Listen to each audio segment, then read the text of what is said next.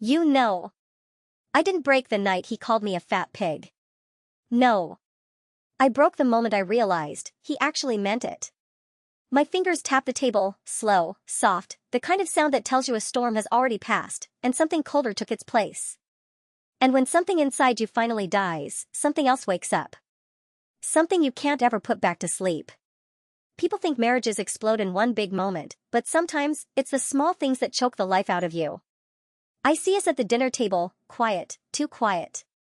The kind of silence that doesn't just sit in the room, it sits on your chest. He's chewing loudly, aggressively, like the food offended him. He doesn't look at me, just the plate. And every evening, like clockwork, he'd pick something to crush. My cooking, my posture, even how I breathed. I remember holding my fork slower, smaller, trying not to make him angry. But he still glanced at my plate, checked the time, and muttered. That's why you can't lose weight. No emotion.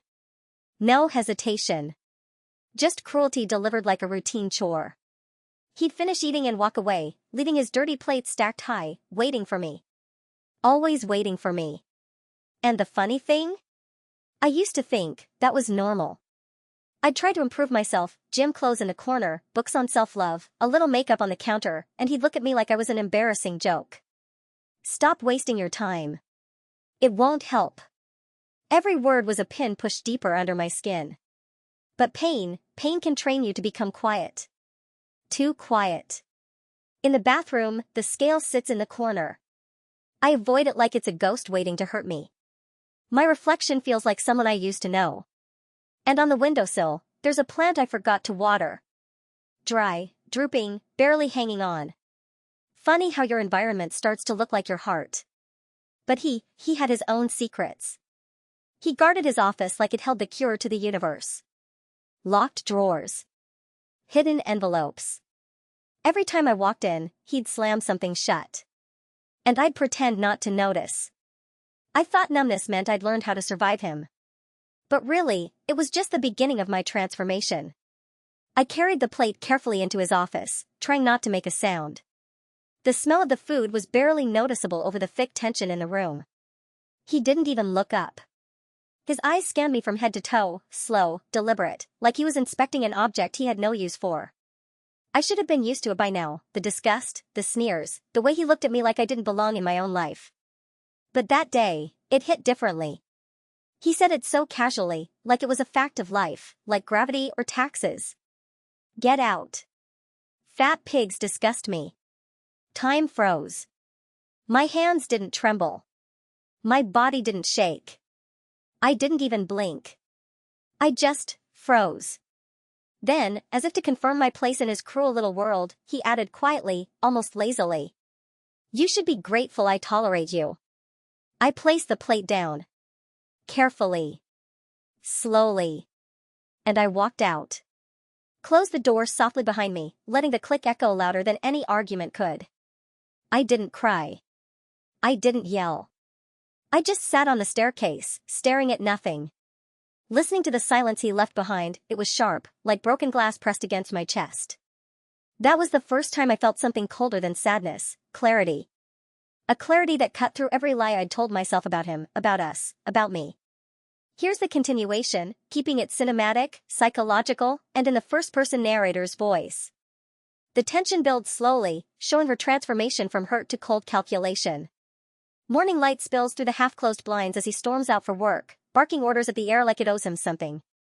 I watch from the doorway, silent, unmoving. He sneers at the waiter delivering his coffee. He snaps at the cleaner for moving too slowly. He grumbles at the neighbor across the street for daring to exist. And that's when it hit me, he wasn't cruel only to me. He was cruel because no one ever held up a mirror. No one ever told him he was the problem. He thought the world should bend around his arrogance, and for years, I bent too. I stopped talking to him completely. My words disappeared from the house like they were never mine. My face goes blank. My voice becomes neutral. Controlled. Unreadable. He doesn't notice. He smiles at my silence like it's obedience, like I'm still small, still harmless. I glance at the dying plant on the windowsill, leaves curling in defeat. I water it. Slowly. Deliberately. The green returns, tentative but alive. And I smile faintly, because I feel the same awakening in myself. Later, I step on the scale. My breath doesn't catch. My hands don't shake. I meet my reflection without flinching. The mirror shows me, stronger than before. Not broken. Not fragile. Not scared. He thought my silence was surrender. It wasn't. It was study. And I had been learning him every word, every habit, every weakness. And study is the deadliest kind of revenge. Days turned into weeks. I watched him, learned him, and started taking notes in my head. Every lie, every sneer, every careless move. I was quiet, polite, unassuming, the perfect mask. I found it all, piece by piece. Hidden debts piled like skeletons in his closet. Fake tax filings, fraudulent workplace documents, signatures he'd forged in my name. And a secret account, not for another woman, just to hide from me. So the monster had soft spots after all. I didn't celebrate. Not yet. I simply smiled and kept watching. I became unerringly polite. I cooked his favorite meals. I smiled when he barked. I stopped arguing completely. He relaxed, unaware that the woman he'd always dismissed was now orchestrating the quietest, deadliest plan. Every smirk of his arrogance fed the fire in me. He thought he had control, he had no idea. I began with small things. Harmless? Perhaps. But each act was a threat and a trap he wouldn't see until it was too late. Reset his alarms to go off an hour early. Deleted calendar reminders, important meetings he suddenly forgot. Moved documents he needed into places he'd never think to check. Adjusted his office chair height so every task became just slightly uncomfortable. Swapped his medication with identical empty capsules, safe, but the uncertainty rattled him. Little by little, the man who controlled me started losing control of himself. And I watched, quietly savoring the shift. One afternoon, he walked into the office unexpectedly.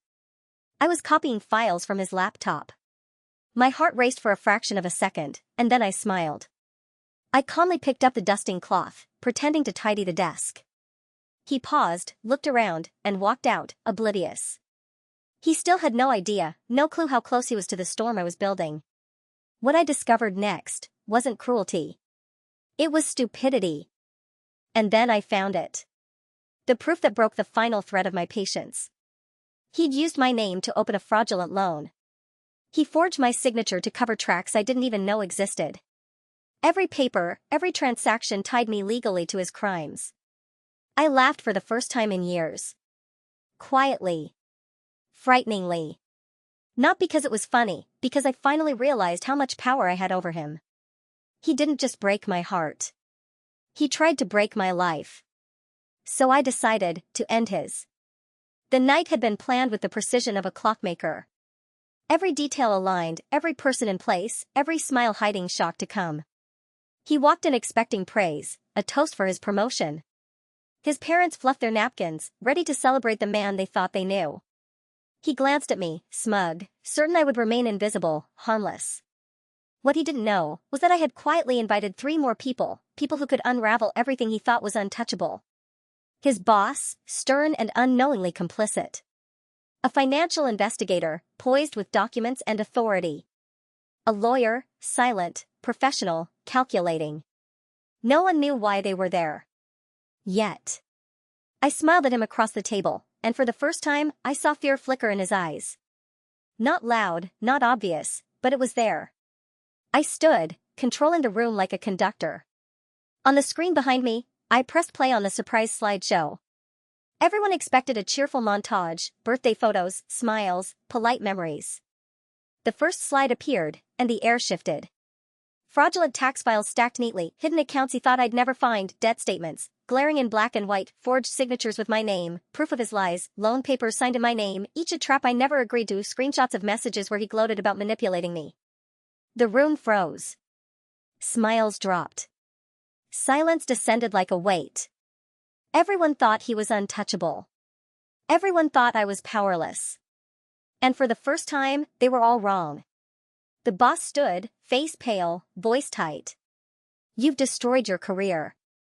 Everything you've built could be at risk. He opened his mouth, tried to speak, but no words came. His arrogance had no defense here.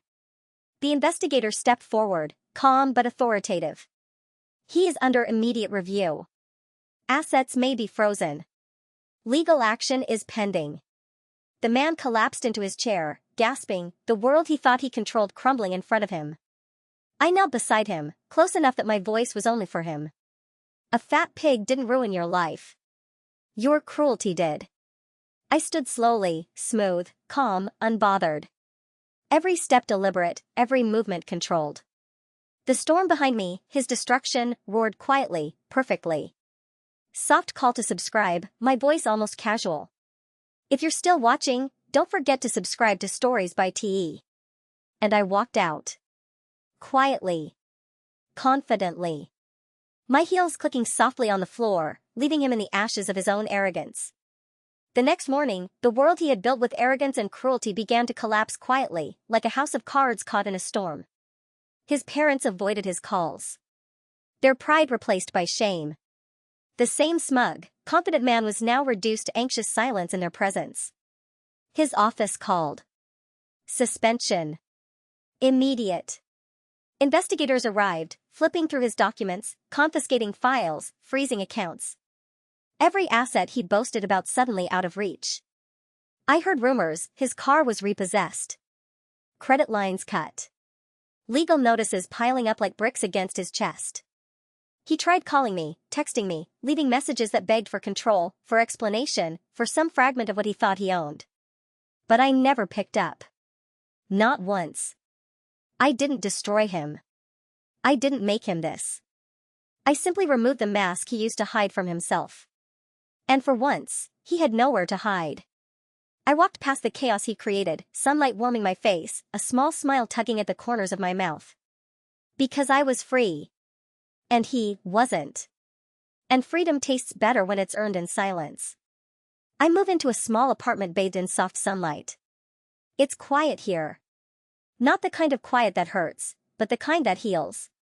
Plants line the windowsill, leaves bright and alive, proof that care and patience can restore what cruelty tries to destroy. I place the last box on the shelf, close it gently. The sound echoes in the empty room, final but soft, like a promise kept. Revenge isn't about anger.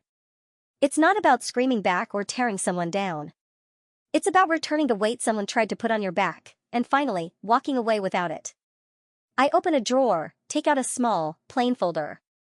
Labeled simply, insurance. I don't need it today.